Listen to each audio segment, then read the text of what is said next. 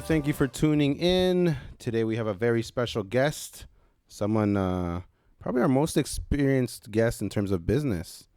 We have Polar Tropical Fruit, Yeah. and we have Alejandra. How are you today? Good, good. Thank you for having me. How long have you guys been in business? This year's going to be 26 years. So who started it? Like your family? It's a family business? Yes. So 26 years ago in 97, we had, a few years in Canada. My dad, family of five, we were refugees here in Canada, and my dad wanted to, support the family. Mm-hmm. He started making paletas, and we would go and I would sell at the park, and from 2 paleta flavors now we're up to 15 juices, pan de queso, which everyone out there is trying right now, and probiotic yogurt. So we've come a long way in 26 years. So in Colombia, did he already know how to make paletas, or how did he start? No, a great aunt of his used to make las paletas, and in Colombia it's a treat that everybody has. It's a very typical treat. Mm-hmm. And as he's brainstorming here and trying to provide for the family, then he's like, I'm gonna make it and see how it goes. And we went to a park, I think it was Downsview, and it just started selling. Was it the Tony Reyes Festival? First it was like on the weekends when the kids were playing soccer, and my dad and I would pull up, and I'd sit. I was like, I don't know, You'd be like, 4. paletas. Yeah. I'm like 4, and I was just sitting on the cooler, and I'd be like, you want a paleta, and amazing. just sit there and look cute. Who's gonna say no to a 4-year-old? Come on. It's so funny because when Felipe told me the name, I'm like, why does that sound so familiar? And then I saw the logo. Yeah. And then I was like, that looks so familiar. And I remember, like, you guys are almost at every Latin festival. Yes. Yep. We've and been there. Every time I go to a Latin festival, the dessert on the way out is a paleta. El de coco, you were saying. Obviously, coconut's my way to Yes. go, but sometimes it's sold out because it's like the most popular one, right? Yeah. Coconut, mango are like top 2. But even like salsa and St. Clair, it's crazy. And people by the end, they're going to the car, and we're totally sold out. And they want the ones with the broken sticks. They don't care what they're getting as long as they get their paleta before they leave. So how many paletas you think? What's the most paletas you guys sold maybe one day? Ooh. That's a tough question. Yeah. Like, to put into perspective, we've got a trailer and 3 like huge freezers filled, all of them gone. So, I mean, to put a number to it right now, I'm kind of hitting a blank, but it's a lot. And is Salsa on St. Clair your busiest or most productive festival? I think that's like by far our busiest, and we're looking forward to another year. Yeah, I think we've been there since inception of the event. When did that start? Do you know, Jonah? It's over 10 years ago. Yeah. Well, Probably- we've been around for 26, so Yeah. whatever Yeah, in that's between. I think it's for like crazy. 15 years.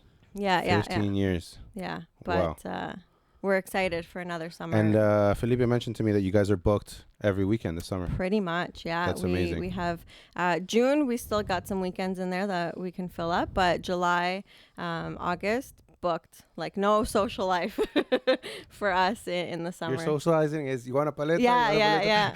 Come on, and my dad's saying, "Come on, don't be shy." Yeah, I know you're Come thinking on. about it. Exactly. Kind of yes, thing. yes. Wow, that's amazing. So, what kind of products you guys have? So as I mentioned earlier, we start with our paletas. We've got 8 juices, 15 flavors of our paletas. So we've got probiotic yogurts, and then our pan de quesos or cassava cheese buns. They're gluten free, and I see everyone's enjoying it out there. So yes, so you'll definitely have to try it. Try it after. And what are the probiotics? Explain to people that don't know what a probiotic is. What does that entail? So, probiotics good for your gut health. And we've got 3 different flavors. We're coming out with 2. It's essentially like, your typical yogurt, but it's drinkable. It's got extra probiotic enzymes, so it's getting your gut working and keeping a healthy gut. I mean, they're delicious. They've got fruit chunks in it too, and it's all natural. There's no added sugar in the juices. Everything we try and make with not because we're live, but this is actually really good. Thank you. And you said that these glass jars are reusable. Yes, I'm right here reusing mine. I had a pineapple juice earlier today, Okay. and then I just refill it with my water. So I got a reusable straw in there as well. And how long are these good for? Like this juice, let's say if it's I'm assuming it always has to be refrigerated, right? So if it's not opened, we have a 1-year shelf life. Oh, really? Yeah. It's pasteurized with temperature, so there's no preservatives or additives in the juices. Yeah. It's just more like the temperature change when it's being done. So as long as the button is like right here, it has a button, but these ones are flat. They have a shelf life of a year. Once you hear that little click, you have to consume it within the week. Yeah. Oh, okay. And when you say shelf life, do you mean Like cooled or chilled? outside of the outside of the fridge, as long as it's not Like an average temperature, nothing too hot. You kind of got it. thing. Yeah. Okay. Wow. Amazing. Yeah. And where do you guys fabricate this? So we are located in Guelph. Uh-huh. We have our manufacturing facility there, and family run and everything. So it's my parents and my siblings and I, and then we've got an added helper over there. You seem like you're blushing when you Yes, point him. you know what? He's very cute. He's quite handsome. You know what? I'm not going to disagree. He looks cuter in the Polaris sweater. Right? I won the lottery there. He's a good helper, but he's actually going to bring in some pan de quesos for you guys to try. Amazing. Let's try that. Awesome. So what's in this right now? So there's two. It's a surprise because I think you mixed them up. Oh, there's different ones in there? Yeah, so there's I think plain. we should put him into the shot to see how cute he is. Oh, okay. Here's the guy that's taking, guys. So in case you're wondering. He's No, taking. keep going. You wanted a shot. There you go. There we go. Oh my goodness. That's the official stamp of taken. No, I'm still waiting. No, but so these ones are plain, and then there's guajava in it as well. So depending on which one Guajava. you pick up, there might be some guava paste. Like Correct me if I'm wrong. Bocadillos bocadillo. are made out of guajava. Yeah, it's the guava paste. How would you describe bocadillo to like the people that don't know? Ooh, that's a tough one. It's kind of like a hard jelly. Yeah, it's a hard jelly. It's just the guava paste, and normally el bocadillo that has like an added little bit of sweetness to it, with the sugar on top. This one is basically bocadillo, but inside. So some are cheese and some are. Yeah, so some have nothing filled in it, like it's still made with cheese, and then the other one has guava. So once you pull it out, you'll be able to see. So interesting fact, a lot of people like the sweet and salty thing. Mm-hmm. And in Colombia, I'm pretty sure you did it, bocadillo with cheese. Yeah. So you have the guajava, which is sweet, and then you have the cheese, which is salty, and you eat it together. Yeah, no, which is kind of exactly. And so interesting. that's kind of the vibe we're going for here. That's amazing. Okay, let's try one. Yes, here. I'll bring it over. So this one, let's see what it is. These are addictive, so I can. Wow. Look at this. Actually, Jonah, no, they're actually not that good. You shouldn't have any. No, I'm joking. They're amazing. Thank you. I'm actually gonna. And she made them right now, actually. She made these fresh, Oh. guys. She made it right now. We got more. That's for me? Perfect. See? Fuck you guys. Sorry, not sorry. So, wow, these are really nice, really good. Thank you. She made them fresh, guys. She brought her oven, so she could make them fresh as well for you too, Jonah. So I even brought the truck, so make sure you say thank you. I already did. And wow, this really tastes good. And the truck is here because I figured once you try one, you're addicted. So I got the truck. You want to take some home? So in your truck right now, are they frozen or how do you bring them? Yeah. So we sell the pan de quesos in a box of 12. It frozen and it's ready to bake. So you take it home and you put it in your oven and bam, it's done. Wow, amazing. So this is our newest line is coming up with like our typical baked goods, and just having them in the frozen package, and you get to go home and enjoy them. So you sell these when you guys have the trucks out with the paletas and the juices. You guys sell these as well? We're starting to. So again, this is our newest product. We just rolled it out late last summer. So this summer, I'm hoping that we'll have our truck set with selling that as well. With this juice is like the perfect snack. Thank you. Yeah. What do you think? Breakfast, lunch, dinner, any time of the day. Well, me and Jonah will gain too much weight if we do that. Stop talking to me. I'm busy right now. You know what? During the testing phase of our products, it's bad. I definitely gained quite a few pounds, but you know what? It's totally worth Let's see it. if I can find a guajava one. All right. Yeah, I guessed right. You guessed right. So this is the what do we say? El Guayaba bocadillo. paste? Yeah. Go. Like a bocadillo. If you want, zoom in, put it into her camera. Oh, I don't And know I'll if I can switch reach it. there. So you Can't see in really the see. middle, there's like a purplish color, and it's very sweet. If you've never tried it, I definitely suggest it. Mm-hmm. And I've never tried it with dough though. I've I'm always tried telling it you. with cheese. Well, there's cheese in there, right? And Mhm. and the sweet and salty aspect of it, it hits the spot. Wow, it does. It definitely does. Thank So you, what thank made you guys, I guess, add more products like this to your inventory? You know what? We have been around for a while now, and we just wanted to, keep up with the people, and a lot of people would give us different ideas of what they wanted to see, and we hear what our customers want. And again, gosh. this is all close to home, right? Our biggest thing is curing nostalgic and our curious taste buds. That's our mission, and so this definitely does the trick. Jonah, have you tried the guajabon yet? I've already had like 4. You just can't see me. Wow, amazing. So Thank you. back to the business. Mm-hmm. Pros and cons of working with family.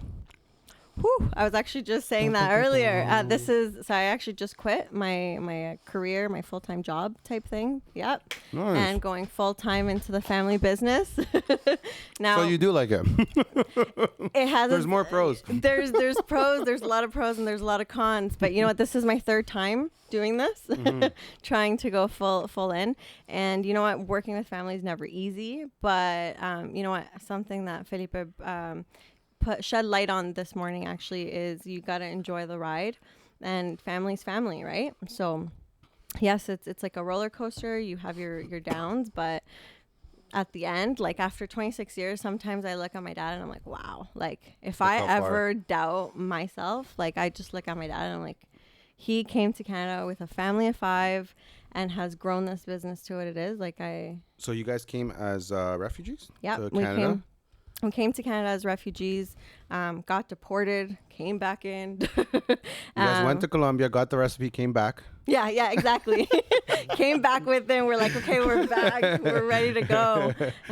But yeah, so we've gone through a crazy road. And like Wow. I said, started with 2 paleta flavors. And, every year. And you guys just sold out of a cooler. Yeah, out of a cooler, soccer then games? a tent. Then we have our trailers. In 2017, we bought our facility in Guelph. First it was a little lunch bag, then it was a Literally, big yes. then it was a cooler, then it was a cooler with wheels. Yes, and you know what? Even on our Instagram, I have like our where we started and where we are now. That's and amazing. It's really cool to see like the before. Of course. Yeah, That's, yeah. You guys are like, honestly, like when he said Polar, I'm like, why is it ring a bell? And then when it clicked, I literally have like flashbacks of that logo on like the side. Yes. Well, it's crazy because I grew up as the company was growing up, but I was selling, and I see people that were kids back then. Now they have kids. Now they're buying for their kids. Yeah, and they come to the events and they're like, remember when we used to come for like el de fresa, el de coco, and now like they're telling their kids about it. So it's really nice to see like the next generation, and yeah, it's so cool to see, how we've grown and how everybody else has grown every year.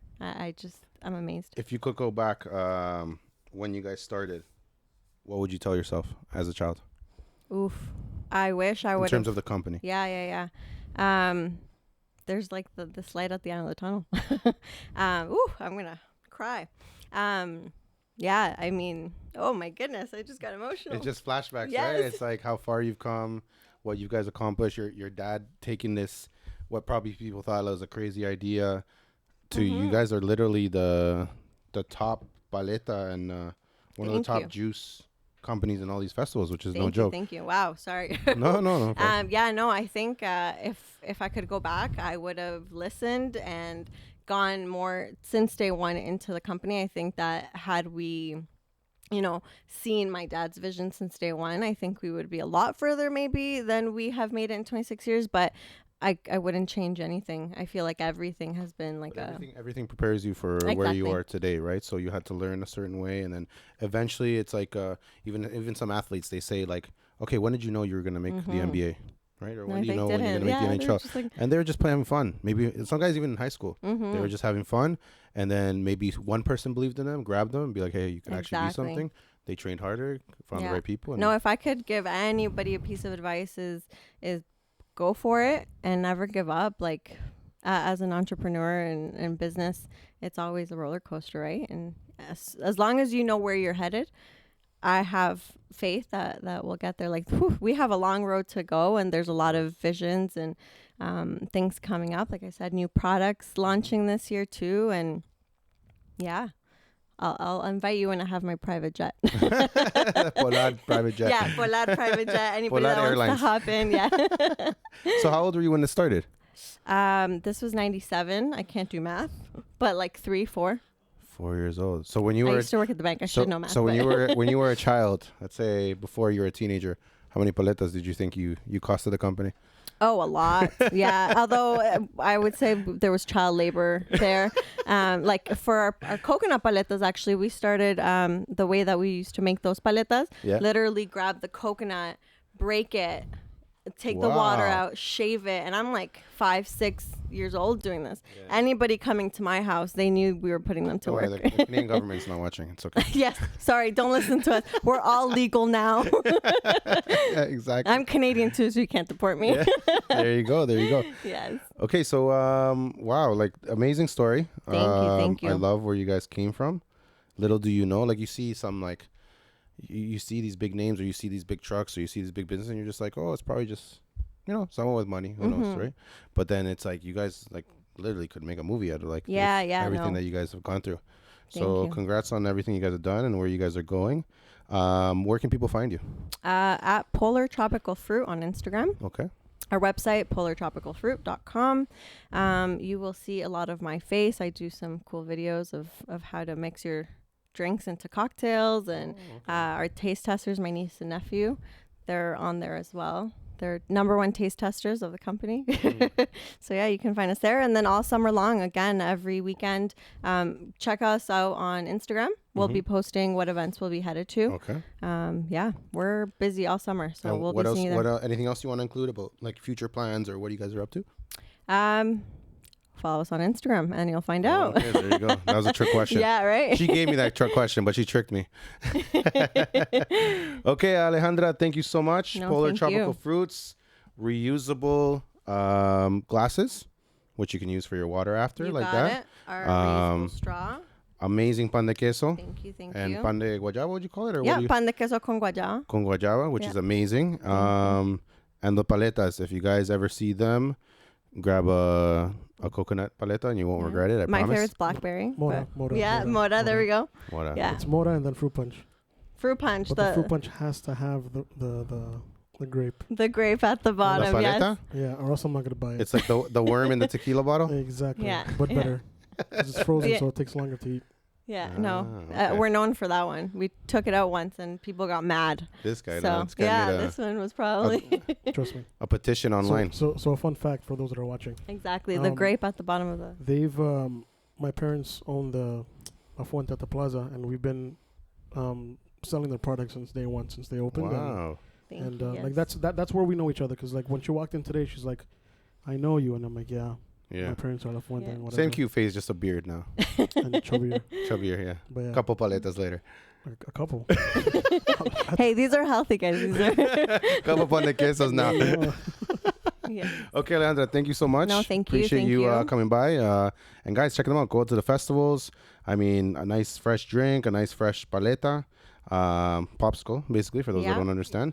And we'll see you guys soon. Definitely at some of the events. Definitely. Thank you so much for having us. No problem. Awesome. We'll be back after this break with Jude, my fellow realtor in my office. Hope you guys stay tuned for that. Buenas tardes, señoras y señores, y bienvenido a Soul Properties. Today I'll be talking about why I opened an international real estate company.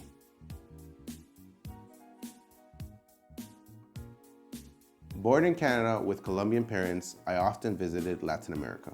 Over the years, as I grew up, I always saw more and more North Americans in these countries. I noticed that the interest was there and more Canadians and more Americans were moving south to the sunnier side of real estate. Recently, in the last 3 years, myself and my mother bought our first property in Panama. a beachside condo in a residential resort that we often go to every year. The goal of Soul Properties is to be the bridge for North Americans to buy in Latin America. During the process of myself and my mother buying in Panama, I wish maybe we had a little more guidance. That's why I opened Soul Properties, to be the bridge for North Americans to buy in Latin America. Whether it be connecting them with a builder or connecting them with a real estate agent in Latin America, and even being that consultant that can make that process easier of buying in Latin America. With plenty of opportunities, tourism on the rise, and more baby boomers retiring every year, Soul Properties is dedicated to find you the right property you deserve in Latin America. Soul Properties, the sunny side of real estate. Background construction. We are back with Jude from Acuren Realty Group. Hey, Jude. Sorry, I had to. Sorry, you do the introduction, Jude, since we got interrupted. Hey, man, I get that a lot. Yeah, but I get that mostly from people 60 plus. They start singing "Hey Jude" to me. Where's that from? The The Beatles, Beatles, bro. man. I'm a DJ. That's why I know all the old Yeah, stuff. you're a Old DJ. That's soul. kind of unfair. Sorry. Yeah. Get with the program. Yeah, so Acuren Realty Group, Acuren Construction. So we've met, I think, 2 months ago. Yeah. I joined KW Legacies 3 months ago, but I was actually in the office 2 months ago because I was on vacation. We hit it off, man. Like, you are one of the most straight up, and I'm not just saying that because you're in front of me. I'll tell Jonah even when you leave. He already texted me. Yeah, you're very honest and very thorough and very to the point in a very funny way. I try to get to the point. I try to tell you straight up what it's about. But yeah, man, we're so glad to have you at Keller Williams. Thank you. I think we all feel like you're a Keller Williams treasure by now. The Keller one's what, A sorry? Keller Williams treasure. Oh. We got to protect you at all costs. Protect him. Protect him. Keep him here. Yeah. But by the way, shout out to Alejandra. Alejandra, yeah. Oh, the How food's many have you had bomb. already? Like 10 outside. It's not buttoning up anymore. Yeah, we almost didn't get any. Okay, perfect. Jude, story about how you became a realtor. Oh man, this is what we're starting off with, eh? This is a really interesting story. So, I used to work for Sun Life Financial. Okay. Yeah. Is that why you're very thorough? A And little very bit. to the point? A And very little like bit. numbers? Yeah, my background was in risk management. So it was in operational risk management, and we had to be very thorough. It was a job that required a very thorough skill set.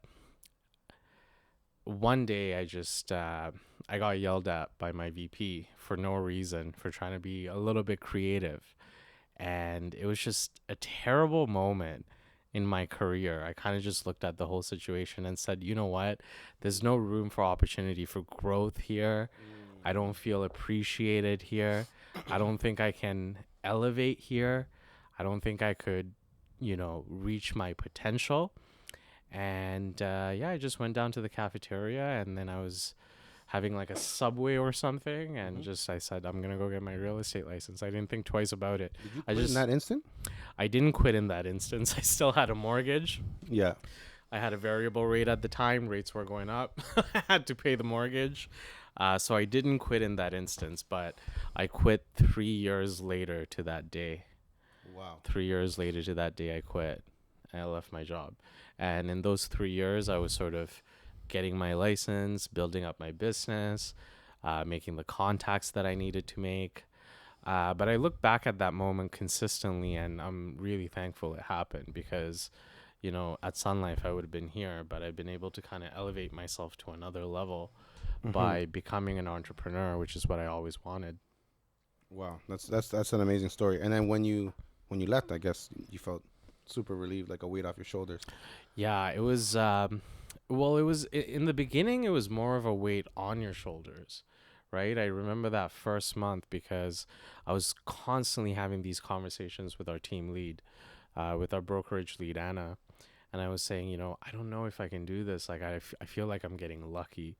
I feel like all this business is coming my way, and I'm not sure how it's coming my way. I can put my finger on it. I can identify the source it was coming from. And I kept telling her that I feel like I'm getting lucky. This is just luck, and then one day I took a plunge. I had a really good month. I think I closed like 6 sales that month. Wow. And I just messaged her, and I'm like, I'm quitting. I quit and never looked back. And here we are 2.5 years later now. 2 years later. So you started your career with KW. I did not start my career with KW, actually. I started my career with Home Life. And then I moved into KW, and that kind of aligned with the time that I quit my full-time job. And that's actually, no, it's 2 years ago. And in those 2 years, we've built Acuron Realty Group and Acuron Construction. Amazing. Yeah, it's been a wild ride, and both of those companies are doing really well. And when did you start the construction company? You know, it has a really interesting story, man. So the construction company really just started because we realized there was such a need to step into the market and provide a thorough professional service with project management, client care, reasonable pricing, quality, attention to detail, all the things we kind of put into the real estate team and to the real estate game. We felt like we could take all of that, put it into a construction company, and we would get instant market share. And that's actually exactly what happened. We were able to sort of just jump into the market, and within the first 6 months, we sent out about $800,000 of requests for proposals. Wow. That it's a huge number we Yes. hit. So every single day we're sending out quotes now. We're about over $1 million in the first 4 months of having officially opened the company. Unofficially, it was running as a sole proprietorship for about a year, where we tested out certain systems, processes, and how we would operate. And then Acuron Construction went out and merged with another company and acquired that company's leadership as a partnership into Acuron Construction. So that's how we grew, right? You know, I can't be out there picking up a hammer and fixing people's houses. I'm into building And then brushing off businesses. the dust and putting on your Yeah, jacket. I laugh because I used to do that. yeah. So like I enjoy doing it, but at this stage of my career, Yeah. I can't do that in scale. So what I did was I went out and I found the perfect partner. This guy's amazing. A kind human being above all else, which means that we can be partners. We can work together. He came on board as a site manager. I came on board as a business builder. And together in the last 3 to 4 months, we've sent out $1 million worth of quotes. And we're getting a lot of those jobs coming our way now. Wow. Yeah, it's huge. That is amazing. And with so much on your plate, how do you keep going? What motivates you? What do you think about when you feel tired? So the last 2 weeks especially has been a really rough stretch. But I honestly feel like I'm not working. I feel like I'm retired, man. Every day I wake up, I go to work. It's an exciting day. It's a new day. We're doing something new, and we're building something great. We're helping people. We're having an impact on people's lives. And that is really motivating. You don't feel tired. Like when I worked my 9 to 5 job, and I would work from home. Yeah. I do 2 hours and I need to take a nap, brother. Okay, put my 2 hours in, and then I need to take a nap. But as an entrepreneur, you could put in an 18-hour day, wake up the next morning, and keep going. So there is a lot on your plate, but you have to kind of find the right motivation to drive you. And I'm starting to get really good at what I need to focus on and leveraging. This is something I think you've heard over and over, right? The concept of how have you implemented it? It's funny because me and Anna, I basically told Anna when I seen how organized she was, how much she has on her plate, how many people she talks to a day. I asked her, I'm like, Anna, you need to help me organize my life. And when I said life, I meant business, right? But She's really good at that. I just try to make it like kind of funny.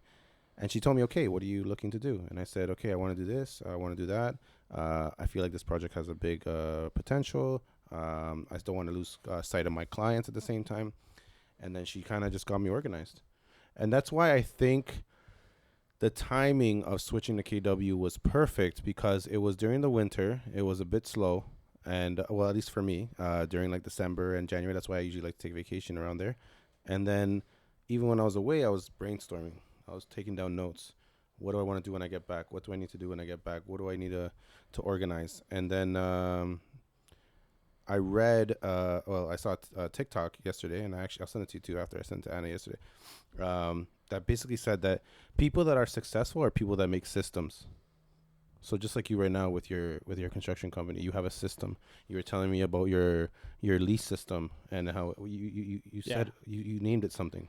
Yeah, our lease strategy, we do about like our realtors have a goal to do about 70 leases a year. That's how they build a business. They build a business from the ground up. Yeah. Okay. I know there's a lot of strategies. A lot of people try to door knock, cold call, go out to their sphere and acquire clients. Those are all great strategies. But we at Acuron Realty Group, we try to build the business from ground up. Amazing. And that involves learning to deal with clients, right? Learning to service them above all else. Learning to deal with objection, learning to deal with all the pitfalls that come with putting a deal together at the smaller scale, which is a lease. Yeah. And if you can do 70 of those in a year, which we can get you the leads for, Wow. we can get you 70 leases to do in a year. We have the leads for that. We have a system in place to pull those leads out of the internet. Mm-hmm. If you can complete 70 of those a year, you're going to have about 150 contacts in your database that think you did an amazing job and that will refer you to their family. Okay, so one of my first leads that I ever worked on in real estate was a lease. It was a doctor resident. So her name's Julia. She was moving from Montreal to Toronto to do her residency in Toronto. I did a lease for her.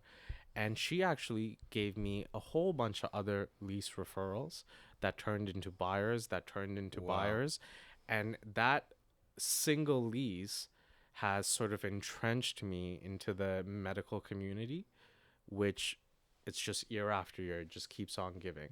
So no matter the size of the deal, if you can service that client, if you can treat that client with respect, if you can go out there and give it your all and do a really, really good job, you're going to start to see your referral-based business grow. Wow. We went on a tangent there. That was a beautiful clip for sure. What do you think, Jonah? Did you learn something from there? I ain't got goosebumps. So I'm going to say something. I think that me and you really click because I feel like we have a good balance for the most part. No one's perfect. Of being serious when you need to be serious and being pretty funny when you need to be funny. I try to be funny at least like 20% of the time. you can't take it too seriously, Yeah, man. exactly. Yeah. How do you balance both? Like my family for sure. I focus on spending as much time with my family right now. That really keeps me sort of balanced. My friends, I have probably, man, I feel so lucky. So thank you. Where's the camera? Thank you. Oh, I thought you were talking to them. Yeah. So my close group of friends, these guys are just gems, like anytime I'm with them, I'm dying of laughter. Having that circle around you. And then most importantly, this group of realtors that we work with, Yeah. right? They're motivating, man. Oh, they are. Everybody's just doing something that motivates you. Like they're thinking so big. Their mindset is huge. And I never had that where I came from. Mm-hmm. And when I joined Legacies and I joined Keller Williams, my life started going in a completely different trajectory because I was thinking bigger. I was around people who understood hard work, but also understood when to just, chill out, have a drink, have a laugh, and understood balance, understood systems, processes. So I would say, it's the family, it's the friends, it's you guys, like everybody at the brokerage, all these people, all these amazing people that we work with that keep it light, but also serious.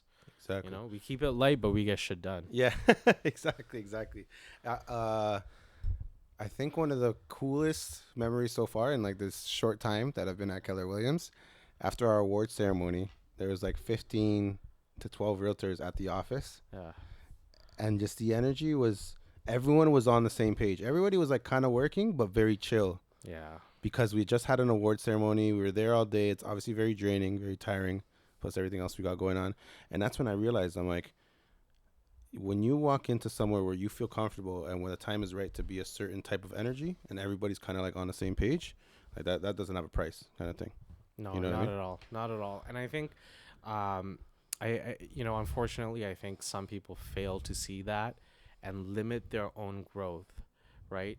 They look at the Keller Williams system.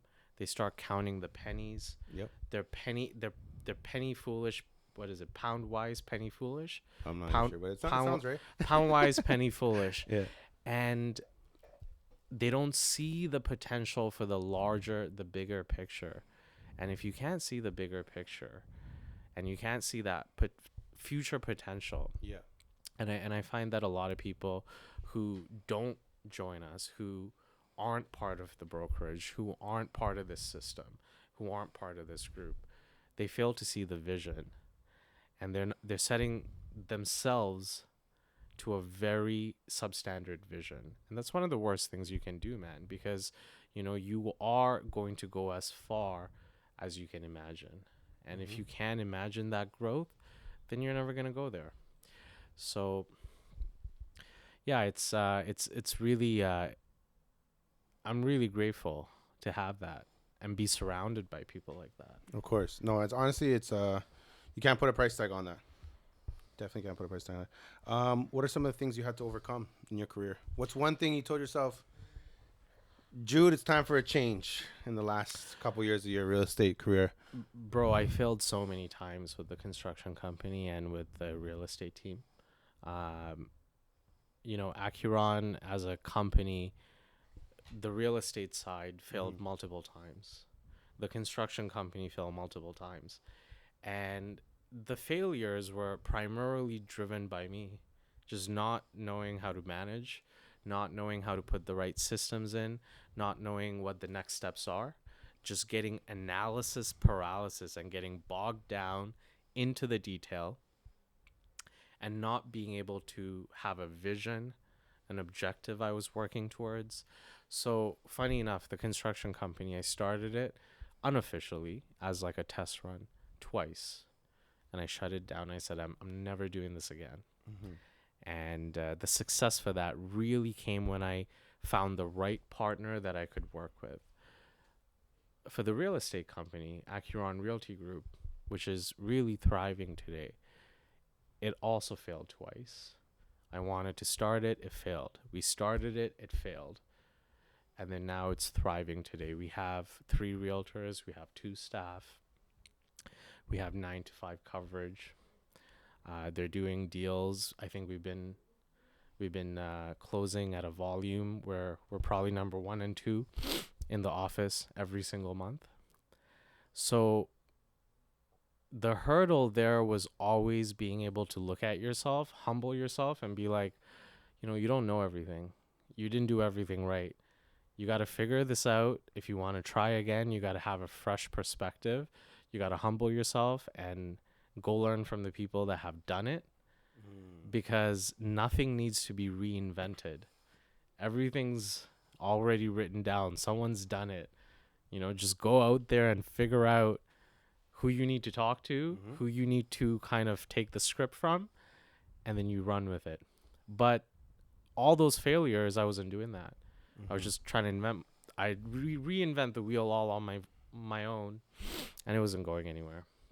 So those were really humbling experiences where failure sort of made me realize that in the future, I need to fall back on a mentor, on a coach, on a team lead, or on someone more successful than me, so that I can get the right guidance to succeed. Wow. Were you always into like finance? Yeah, man. Yeah. Was that your first career choice, the Sun Life job? It was, yeah. I kind of fell into it. I mean, I went to business school. I went to York, so I can hold a fork. I wasn't expecting that one right there. Yeah, it's a famous line. Yeah. I know someone who got 2 degrees at York University. So it's They two can hold forks? 2 forks. Yeah, Oh, yeah. okay. So I went to York. I went to business school there. So I was always into finance. That's really been helpful with the launching of businesses and with real estate, with being able to speak to investors. And the career in finance was sort of unintentional, right? I kind of fell into it as something I needed to do to pay the bills. But funny enough, on the first day that I was hired by Sun Life, the HR manager walked over to me and she's like, we gave you a shot, but I'm really worried about you because we think you're going to leave in 5 years because you sound too entrepreneurial. At the time, I didn't even know it. I left in 7. Naturally, I left in 7. But I think her name's Jill. I think back to that moment every so often. I think back to that moment where she just said, "You're gonna leave. Yeah. We gave you a shot, but we think you're not gonna be here. This is probably not the right place for you." I can imagine, like, was she older? Yeah. So she's probably seen a lot of people come and go because the turnover ratio there is probably, Yeah, she's probably seen it before. yeah.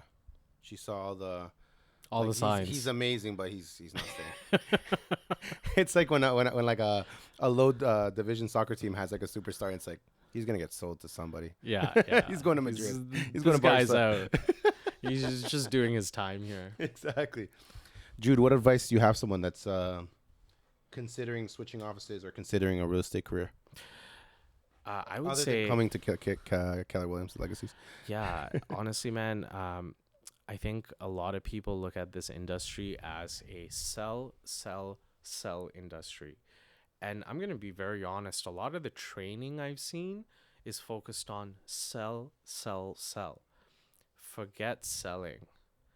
You're not a salesperson. Be an educator. Be service oriented. If you're service oriented and you're an educator, the selling will happen naturally. And it'll happen in a way that leaves a great impression on your client. So if you're coming into this industry and you're reading a bunch of sales books and you think you're going to be a great salesperson, you're going to go out there and sell 100 houses, you're probably not going to do it. Okay, if you're coming into the industry and you're saying, I'm going to service. I'm going to help people. I'm going to have a mission to put 100 families into homes so that they can build generational wealth. Your motivations are different. The way you speak to people are different. The way you service people are different. You're going to be just fine. I love that. That's amazing. Jude, what's your Instagram? Where can people find you? Jude_GTA_realtor. Can we put that up on the screen? It's already on there. Awesome. It's Amazing. been on Come there. on, man. I'm too fast for you. This Been on is a there. production, like you said on the commercial break. This is a total production, man. This is more serious than you This thought is it a was. total production. This is not Mickey Mouse. No Mickey Mouse here. Even though he pays me Mickey Mouse. I'm kidding. We'll have a word after this episode. Oh, shit. Jude, thank you so much for Thank you, brother. all your gems. I'm sure I learned something. Jonah definitely learned something as well. And everybody watching. And appreciate you, man. Thank you for coming. Thank you so much for having me. No problem. After this break, we'll have Jose Lemos, mortgage agent. Make sure you stay tuned for that. Soul Properties is a premier international real estate company that specializes in providing clients with a wide range of investment opportunities. Soul Properties is well positioned to help clients achieve their real estate goals, whether they're looking to invest in a property for the long term, earn income from short-term rentals, or find the perfect luxury home to call their own. The company's portfolio is diverse and impressive, featuring everything from high-yield investment properties to luxury villas and apartments in some of the Latin America's most desirable locations. Whether you're looking for a property in a bustling city center or a secluded getaway in a picturesque rural setting, Soul Properties has something to offer. At Soul Properties, we pride ourselves on our integrity, professionalism, and commitment to delivering the best possible service to clients. If you're looking for an experienced, reliable, and results-driven partner to help you achieve your real estate goals, look no further than Soul Properties. Hello. So sorry, Jose is still setting Oh up. my god. Just because it's not Late the first for the time casting here, call, shows late up to come late. on live. Showed up late here too. We told him Showed- 8 o'clock. He got here at 8:29. Yeah, 8:29 and 59 seconds. Just give him a second while you might find the queso and he fixes his chair. Yeah, me too. I'll be right back. These are really good. How many do you have, Jose? Only one. Really? Only one. I don't believe you. It's true. Could you talk into the mic, please? I only had one pan de queso. One pan de queso. He's saying it live, so it must be true. Jose, background, what you do, what you're about. I'm a mortgage broker. I am a part-time semi-pro soccer player at La Liga. No, and that's what I do. And I try to, through work, my main focus is increasing financial literacy in our community. We were just talking off air with Felipe and how we can help, Latino businesses, because I think we have that entrepreneurial drive, to, no one gives us work. We create our own jobs. We create our own work and, our own sources of employment. And, we are I think, soon approaching a tipping point in terms of how much of an engine we can be in the community, not only work-wise, but employment-wise, but also, politically. I don't want to get too much into the politics We'll be part, here all night. but I think it's important, right? And I think it's important that other communities and other people recognize that. Funny you say that. I had this conversation with a colleague recently. I can't remember who it was. What a great segue. Beautiful segue. That a lot of Latinos came to this country. Most likely, the husband worked construction, the wife worked. I know I'm not trying to be stereotypical. It's just a fact that most people came like this, and I can say it because I am Latino. Most of the women worked a cleaning company, and most of the men worked a construction company. They eventually either opened up their own companies, provided a shelter, obviously food, everything for their kids, and now their kids were in a better position. And now those kids are growing up, those millennials, and they're getting their degrees. They're opening up their companies. They have more resources because they're already a second generation or a first generation Canadian. Right. No, and it's funny you mentioned that because that is literally what we were just talking off air with Felipe for a bit regarding the fact that, a lot of our parents and there's different waves of migration. You have the South Americans like the Argentinians, Chileans that in the 60s, 70s, Ecuadorians. Then you had the Central Americans like the Salvadorans, Guatemalans, Nicaraguans, right?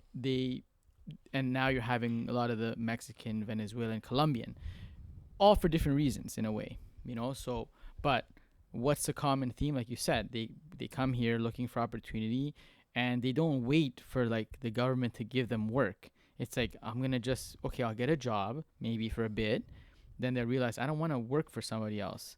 Plus, I can do a better job than what they're doing, so I'd rather work for myself. So then they become self-employed. Mm-hmm. They send their kids. Their kids go to school. Like, we have a good education system. I think, having said what you said, I would like to personally see more Latinos going into post-secondary education, because I think it's a I've used this example. I don't know if it with you or other people, but I've said, getting that university degree or college degree, it's like a passport, right? That Okay. It opens doors for you. Correct. Right? This is not about, okay, does a university degree make more money than the college degree, right? Or even no degree, Yeah. right?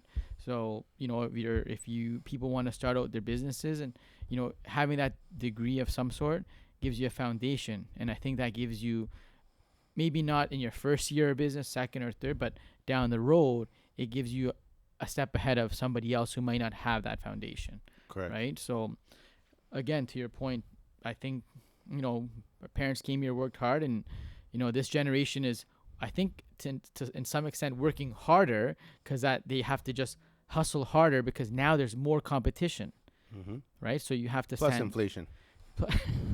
No, I'm being serious. The cost of living is just through the roof.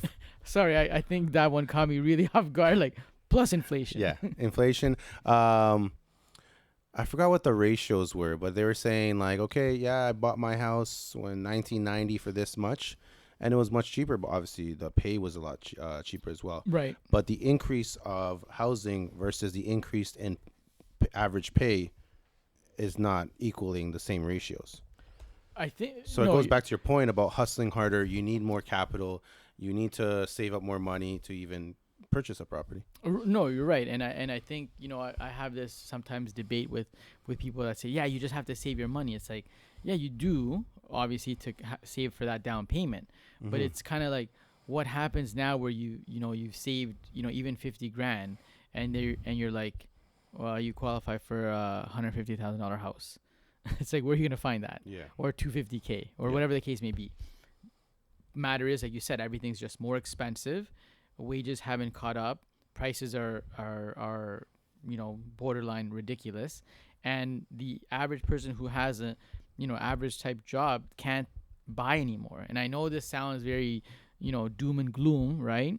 But I think as a mortgage broker, having access to potentially different, having access to many lenders and different programs that I think cater more to the self-employed is a big deal. And I actually had a conversation today with it was a potential client, turned out not to be a client, but then she said her daughter's looking to buy, so it's still there, and I talked to her quite a bit, letting her know that she has a property that is free and clear. Now she was approved at her bank to some extent miraculously for a secured line of credit.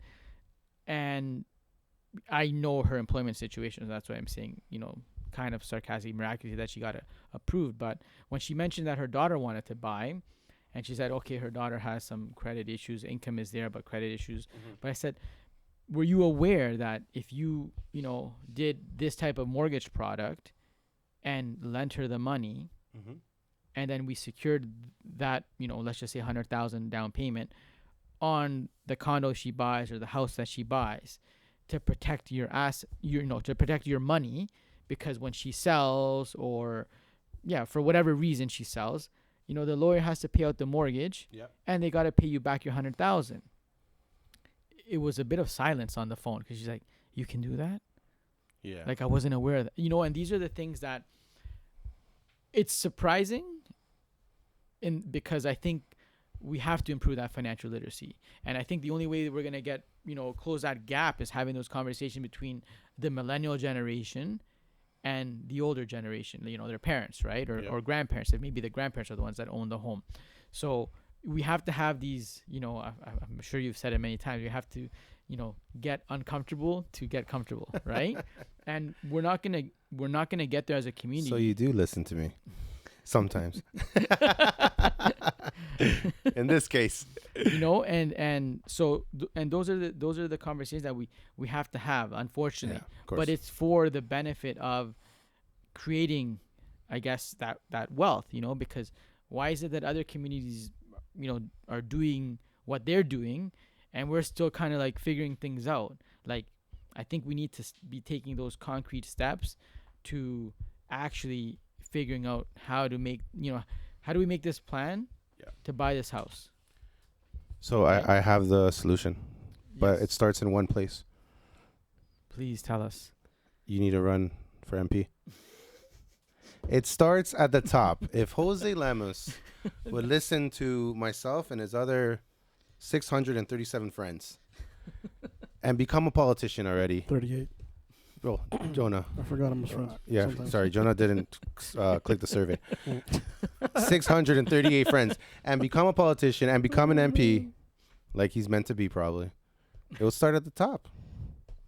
I appreciate the words, and it's something that we have discussed off air. I think that me being a politician isn't gonna fix everything, right? Well, if you don't believe in my vision or our vision, then it's already dead. No, Why is he on the show? and Why is he even here? But no, it's I think it's a lack of leadership, to be honest with you. There's know, only so much the community can do, right, and but there's only so much individually each Latino or Hispanic can do. I feel like this new generation, not only because it's my generation or me and Jonah's generation, I feel like there is like a new force, a new breath of fresh air coming. Mm-hmm. It's just a matter of time and getting in the right position, in the right places, in the right places of power per se. Right. No, you're right in that sense. I think what then happens though is like once you get into that position of power, or leadership, or influence, right? Influence is the right word. Yeah. You know, talking with Felipe off air, you know, and I'm using his name a lot because we had a great conversation just now off air, is that, you know, I might say to you, let's say we're both mortgage brokers. It's like, you know, this is what you need to do. You know, this is what you should do in your business to get more leads or close more deals or get more followers if that's what your angle is, right? But I think we're very, like, culturally, I think we're sometimes hesitant to listen to someone else's advice. It's the Hispanic pride. And maybe it is a Hispanic I'm pride, telling you, right? if I'm placing a bet today, it's that. It's literally the Hispanic pride. I believe, like, culturally, when we first came to Canada, certain countries would only mess with certain countries. There was like, oh no, that guy's from there, or this person's from there, or whatever. Right. I feel like we live in a world of collaboration now. And businesses get so much further by collaborating nowadays. And even I noticed this when I went to Los Angeles, that the one thing the Americans have over us is the idea that they've, I guess, that the idea that they've embraced is collaboration. Yeah, I think that's you know, we didn't use the word embrace, but we said we acknowledge and we accept. You know what I mean? That, you know what, that guy's right, or she's right, and you know what, she's doing her thing. It's going well for her. I'm doing the same. You know, we have juices. I have a juice business too. Maybe I should listen to what she told me, or if I want to tweak it, you know, come up with an idea and say, look, I took your idea or your suggestion. What do you think if we just tweak it a little bit, right? Correct. And that's still collaborating. Yep. And that's still collaboration. So I think, you know, maybe this generation, like, you know, millennial generation is the one that's going to lead that change in collaborating. And that might, you know, kind of put, you know, the older generation will then all of a sudden see, like, this generation is, you know, maybe they started off rough because, you know, they weren't doing so good in school, or, you know, bouncing around from job to job after they graduated. But, you know, now they got their things going on, and they're on the right path, and they are collaborating, and they are getting further ahead. And I never thought that, I don't know, like, this Salvadoran was going to partner up with this Chilean, as an example, right? Like, you wouldn't have maybe seen that 20, 30 years ago, you know? Like, you know, my upbringing, I guess, since you asked me like what I'm about or where I'm from, you know, I didn't go to a Catholic school. Okay. And I think growing up, How are you Hispanic and you didn't go to Catholic school? there you go. You know, growing Sorry, up, guys. growing up, you I think you could probably say that 9.9 out of 10 kids went to Catholic school. Yes. I think now, okay, maybe not as 7, much, maybe 7, 8, It's less. right? So imagine that, like 20 years ago, and I was telling Felipe, there was 5 Latino families at my high school, pretty much, and I went to like the second biggest high school in Toronto after. How many kids are your school? 1,000? 2,000? Like 2,000 Wow. at Northern. So not many. Like, think of that. I think it was like 50 Latino kids. Wow. Right. That's it. So, you know, there wasn't much opportunity for me to collaborate, and that's why I do sympathize with what And back then, people were more segregated. Well, like you said, though, people, you know, like, I don't know, and I can't say this because I didn't go to Catholic school, but, you know, you could say, okay, yeah, Colombians only hung out with Colombians. Yeah. Chilenos only hung out with Chilenos, you know. Salvadorans only hung out with Salvadorans, right? And that's, you know, those, you know, divisions, you know, back then, right? Now, maybe they're, you know, kind of like, well, they're definitely easing because there's no divisions really, but people now see the value and importance on collaborating, right? So, and obviously the younger generation, like people your age and around your age, probably they've always seen it that way, right? They never were, oh yeah, I'm not going to hang out with that person because they're not Colombian, or vice versa, right? I always tell this to people that I consider collaborating with. I tell them, let's brainstorm, let's sit down, let's see what comes out of it. And at the end of the day, let's not put any pressure on it that we have to collaborate. Let's just speak open-minded. There might be chances you might not even want to work with me. And that's a great approach, I think, because it's being very open-minded. You kind of like put your ideas on the table. Like, do you think this can work or not, right? And again, I think it goes back to, though, even what you said before in terms of the it wasn't acceptance, I forgot what word you just used, but that's kind of like Embrace. embracing, right? Yeah. You know that, you know, this is his idea, but I like it. So how Mhm. can we maybe, okay, I won't get so jealous that it's his idea, Mhm. but how can we make that idea and amplify it Yeah. and take it to the next level, right? Exactly. And that's what, like, when you work in group projects, that's basically what happens, you know, like, It's gonna be impossible to want and have the motivation to work with everybody. It's literally impossible because sometimes personalities don't match. sure. So I think it's very important to be upfront and tell the person, let's see where it goes, just like starting a relationship. You're not going to date the person right away on the first date, most likely 99.9% of the time. You're going to feel them out. You're going to see how they're about. You're going to see if you can even put up with them. Because you might not be able to put up with each other after the first date. And that's probably a bad sign if it's happening that Sounds soon. like a very good sign. Yeah. Yeah, right. It's not a good sign at all. So I feel like people are scared of offending people. And The people, new generation or the, because I I don't think think I think the old generation No, didn't the care. old generation they are just told you not. how it was. no, people nowadays I feel like are scared to offend people, and you'll be surprised how far brute honesty will get you. And if you're brutally honest from the beginning, at least they understand you. Okay. But they'll respect your honesty even Yeah. if they disagree with you. Right. So here's a question though. Now, does that mean that people are that sensitive? And maybe that's why I don't people- even think it's a sensitive thing. I think that the person that wants to possibly collaborate with the other person is scared about how the other person is going to react, so they don't even try. And nowadays, you have to try many things to see what sticks. Right. So I guess so. If I understand what you're saying though, it's like I'm not going to collaborate with you, for example, because I'm going to tell you my point of view, but I'm also too scared to tell you my point of view that you're not going to really, like, I'm not even going to approach you. Or they're going into it like just worry too much about the other person's opinion. Like they feel like Right. it's going to be a negative opinion from the get-go. If you go in with that energy and not confident about your idea, Right. the other person's going to feel that, and they're not going to be like, okay, this guy's not even sure about what he wants to do, or she's not even sure what she wants to do. Right. So if you come in firm and be like, okay, this is what I want to do, this is kind of my idea, I'm open to suggestions, do you think we can collaborate? And then you take it from there. Well, I think it's a good approach. I think that, you know, again, not everyone's going to jive, right? Of course. But if you come with that approach that, okay, this is my idea, Mm-hmm. and you have that confidence to pitch your idea, and for those people that, like you said, might be scared to approach someone that they want to collaborate, you should have. I've always tried to think about the negative. So I'm thinking, okay, my idea is great, whatever. I have positive energy. I'm gonna present my idea, but I always try to think, okay, what is that other person gonna counter me with? And say, you know, this is not a great idea, or I don't think we should do this. I don't like this. Like, you got to be then ready to counter those counterpoints as well, because I think if you get into a partnership, whether it's business or personal relationship, you want to hear both sides, and then you want to say, okay, this is how you feel, this is how I feel. What are we gonna do about it, right? So you have to be able to play, you know, tennis or ping pong, right? But if you can't, right, then you don't even know where you are, because you don't know if that person's gonna like that idea. It's like, why did you tell me this idea? Because now, guess what? That idea, someone else pitched it to me, and now I'm working with them, or I'm collaborating with them. Yeah. So I think, yes, people may be nervous about how the other person's gonna react, but I also think they're nervous of getting their idea critiqued, right?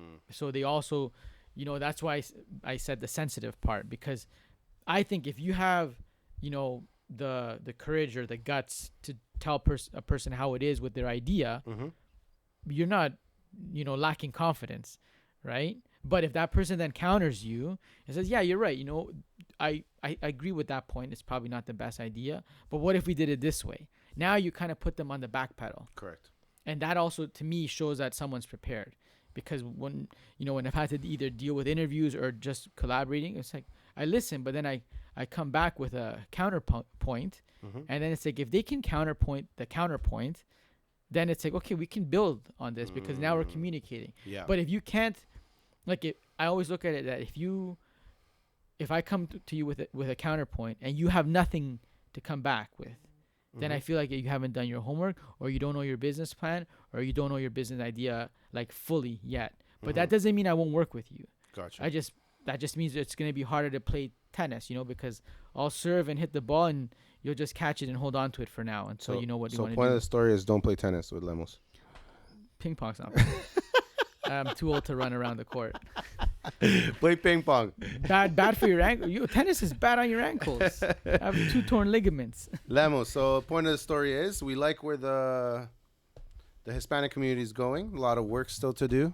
We hope to be some of the leaders in what's happening, and we hope to help the community in any questions or anything they need help with. I agree with that. Everything you just said. That's what we want to do, right? So they should reach out for any questions, especially if they want to play ping pong. Especially if they want to play some serious ping pong. Okay, Jose Lemos, where can they find you? They can call me 416-729-1689, or they can find me on IG at Lending Lemus. It's on it's on the story, right? It's right there on the page as well. Lemos, thank you so much for joining us today. Thank you for Everybody the invite. watching, appreciate you guys watching. We'll be back in 2 weeks. I believe that's April 20th, Thursday. Jonah, will you be here? Don't we have to have a conversation after? Oh, yeah. We do have the We'll see, conversation. Okay, we'll still do the episode, regardless of how the ping pong ends with us. Guys, thank you so much for watching the Ramirez you. podcast. Always a pleasure. Some gems spoken today. And yeah, see you guys in 2 weeks. Have a good night.